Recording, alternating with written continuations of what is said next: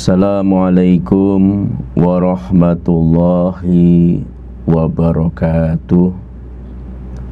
Bismillah, walhamdulillah, wassalatu wassalamu ala rasulillah wa ala alihi wa sahbihi wa mawalah, amma ba'du. Para pemirsa dimanapun berada, selalu berbahagia, insya Allah masuk surga, dan yang terpenting diridhoi oleh Allah Subhanahu wa ta'ala. Episode kedua ini kita masih membahas seputar penyakit ain, yaitu penyakit ain dalam pandangan Al-Quran. Ternyata Quran pun juga mengetengahkan kisah ini sangat tragis, sangat memilukan, sangat menyesakkan, disebabkan oleh penyakit ain, bahkan yang menimpakan adalah pemiliknya sendiri tanpa disadari, karena kekaguman yang berlebihan terhadap sesuatu hal. Bisa benda mati maupun benda hidup, bisa tanaman, bisa tumbuhan. Kita dapat melihat kisah yang sangat panjang ini tentang penyakit ain, yaitu di dalam Al-Quran Suratul Kahfi ayat 32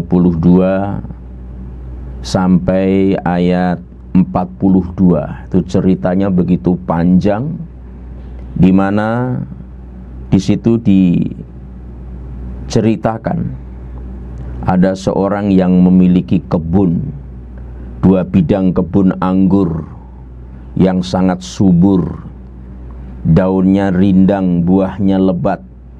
Lalu anggur itu dipagari dengan pohon kurma yang juga berbuah lebat, daunnya rindang. Di antara 2 ladang itu ada kebun lagi yang menghasilkan makanan pokok. Jadi luar biasa, ada kurmanya, ada anggurnya, ada penghasil makanan pokok. Dan di sela-sela kebun itu mengalir sungai.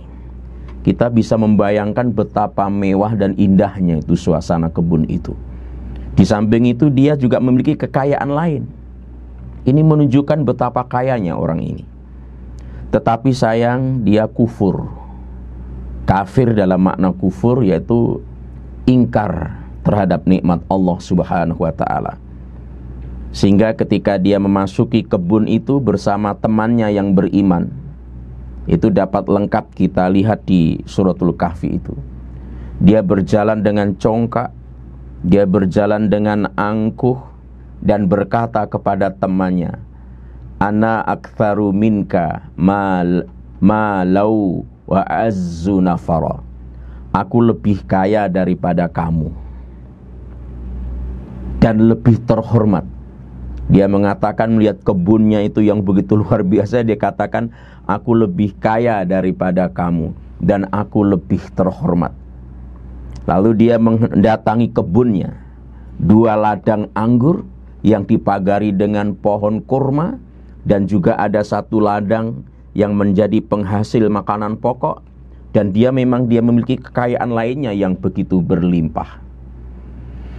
Ketika dia mendatangi kebunnya dengan angkuh serta sikap melampaui batas itu, dia pandang kebunnya dengan takjub sambil berkata, qala ma adunnu an tabida hadhihi abada.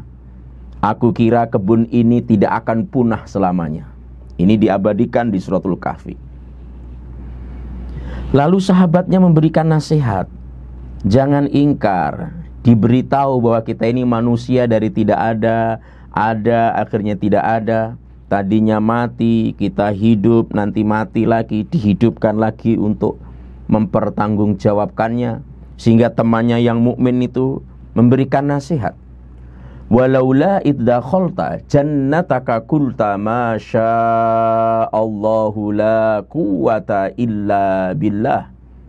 Intaroni ana aqalla minka malau wa walada.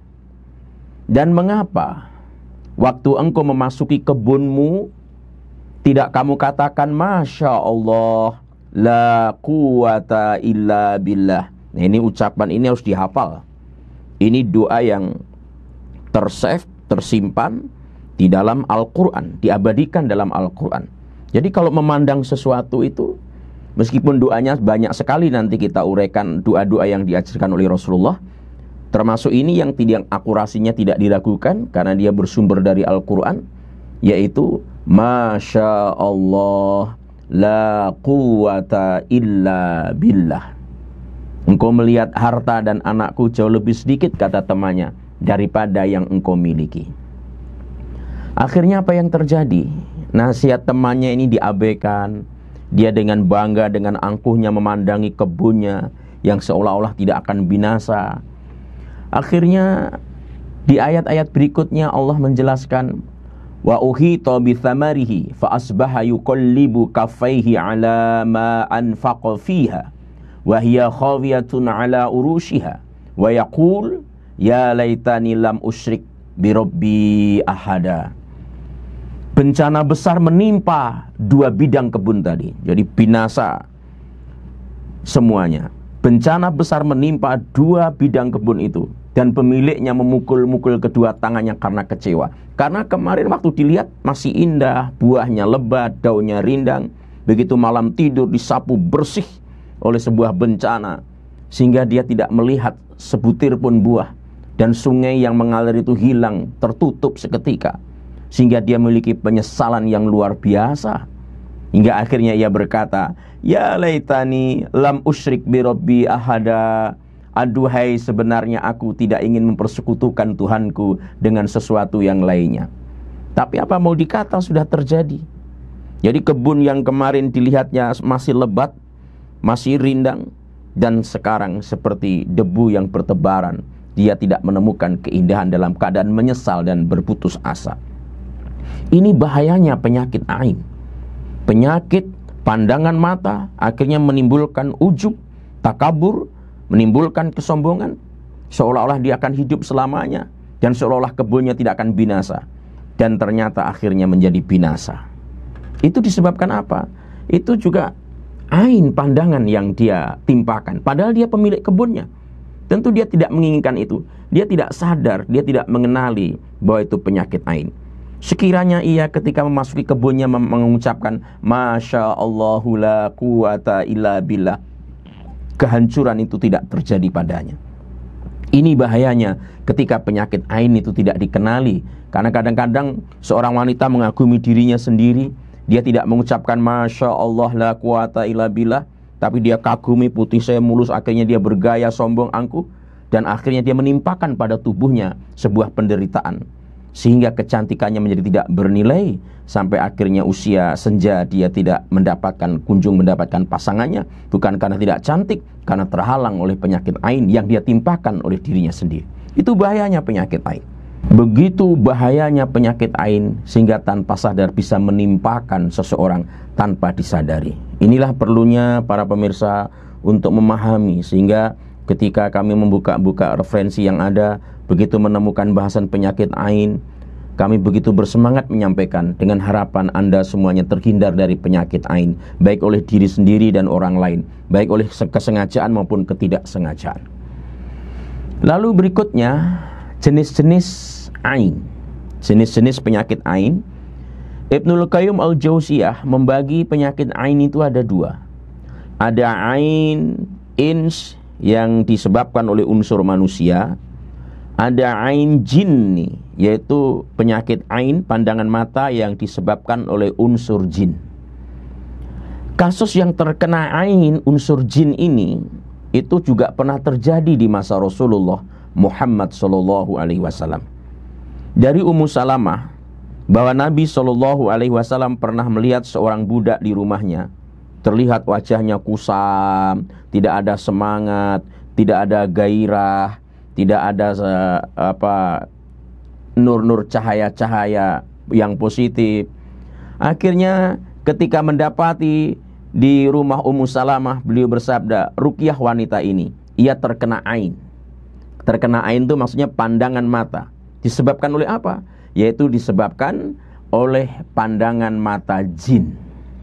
Jadi ini bukan manusia saja yang mandang, tapi jin. Itulah makanya kita diajarkan bagi anak-anak kita yang wanita, siapapun kita, ketika melepas baju meskipun tidak ada orang, kita lindungi terlebih dahulu dengan membaca doa yang diajarkan Rasulullah. Bismillahilladzi la ilaha illahu. Kalau dibaca terus huwa. Bismillahilladzi la ilaha illahu ketika anak-anak kita melepas baju kita, supaya kalau ada jin tidak memandangnya, membiarkan anak-anak kita auratnya dipandang oleh jin, sehingga jin itu muncul takjub, iri, keinginan jahat, sehingga menimpakan musibah pada anak-anak dan orang-orang yang kita cintai. Jadi Ibnul Qayyim Al-Jauzi menyampaikan ada ain dari unsur jin, jadi pandangan bangsa jin. Begitu juga yang kedua, Aisyah radhiyallahu anha berkata, suatu ketika Rasulullah shallallahu alaihi wasallam masuk ke rumahku, kemudian mendengar bayi sedang menangis. Beliau berkata, mengapa bayi itu kalian itu menangis? Mengapa tidak kalian bacakan ruqyah supaya sembuh dari penyakit ain? Penyakit ain itu pandangan mata. Boleh jadi bayi itu ada yang memandangnya karena takjub, sehingga tanpa sengaja terkena ain. Itu susah ditemukan di dunia medis.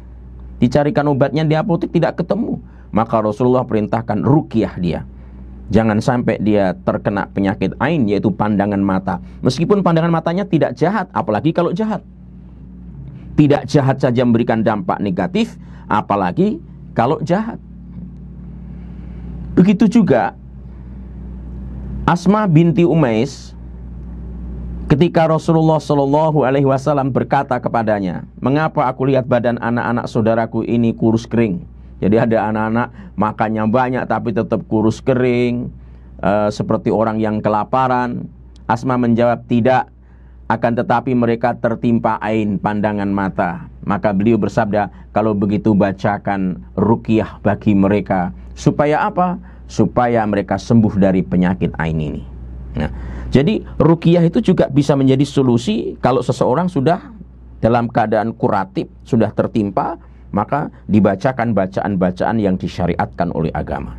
Ini bahayanya kita ketika kita tidak menjaga pandangan kita dan orang lain tidak menjaga pandangan kita, sehingga bisa menimpakan penyakit ain yang tanpa sadar menimbulkan malapetaka. Sebagaimana di episode berikut yang lalu, bahwa ada orang yang di zaman sahabat Rasulullah, gara-gara dipandang saja terpelanting, tak sadarkan diri berhari-hari. Disebabkan apa? Pandangan mata. Padahal tidak ada iri, hanya karena takjub betapa putihnya kulitnya. Itu bisa menimpakan pandangan mata. Oleh karena itu, kita harus senantiasa berjaga diri, berlindung diri, agar kita tidak tertimpa dari penyakit ain ini. Terlalu banyak bahwa penyakit ain ini bisa menimpakan suatu kematian. Sebab paling banyak yang menyebabkan kematian dari umatku, kata Rasulullah, setelah takdir Allah adalah ain. Wa qadarihi bil ain, setelah qadar Allah adalah penyakit ain. Jadi ternyata penyakit ain itu juga bisa menyebabkan menjadi jalannya kematian seseorang. Makanya kadang-kadang saya heran, ini jatuh sedikit saja, padahal sudah dari medis dicek nggak ada masalah, kok tetap saja nggak ada perubahan. Padahal ini kena penyakit ain. Contohnya jatuh di kamar mandi, jatuh di mana, di medis nggak apa-apa, sarafnya sudah normal, tapi kok nggak sadarkan diri. Ya itu bisa terjadi karena penyakit ain. Maka solusi yang diberikan oleh agama adalah harus diruqyah. Lalu bagaimana adab-adab kita menatap? Maka kita sambung pada episode berikutnya, agar kita terlindungi dari penyakit ain, diri kita, orang-orang yang kita cintai, dan apa yang kita miliki dalam kehidupan ini. Demikian, mohon maaf. Wallahu waliyul muttaqin. Assalamualaikum warahmatullahi wabarakatuh.